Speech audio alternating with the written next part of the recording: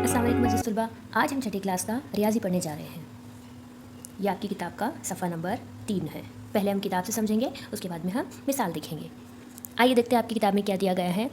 हमवार सतह को रियाजी की ज़बान में मुस्तवी कहते हैं। क्या कहते हैं? मुस्तवी कहते हैं। कौन सी सतह को? हमवार सतह को। हमवार सतह को रियाजी की ज़बान में मुस्तवी कहते हैं। यहाँ पर दो शक्लें दी गई है। पहली शक्ल देखिए, ये एक टेबल है और ये एक ब्लैक बोर्ड। दोनों भी हमवार सतह हैं, तो ये दोनों भी क्या हुए? ये दोनों भी मुस्तवी हुए। जैसे कि आपकी किताब का पेज, आपकी नोटबुक का ये एक पेज, ये भी मुस्तवी है।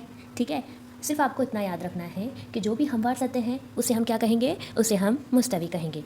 मिसाल से इस चीज़ को समझते हैं। देखिए, यहाँ पर एक मुस्तवी बना है। इसके आपने एक चीज़ नोटिस की, इसके चारों तरफ से यहाँ पर तीर के निशान बने हैं।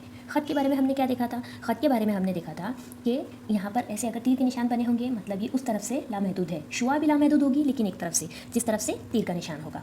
मुस्तवी चारों तरफ से यानी चारों सिमत से लामहदूद होती है, लेकिन ज़रूरी नहीं है कि वहाँ पर जितनी दफ़ा आप रियाजी देखेंगे उतनी दफ़ा मुस्तवी में आपको ऐसे तीर के निशान बने हों। ये बाज़ दफ़ा नहीं बनाए जाते हैं, लेकिन मुस्तवी जो होता है वो चारों तरफ से लामहदूद होता है। समझ में आया?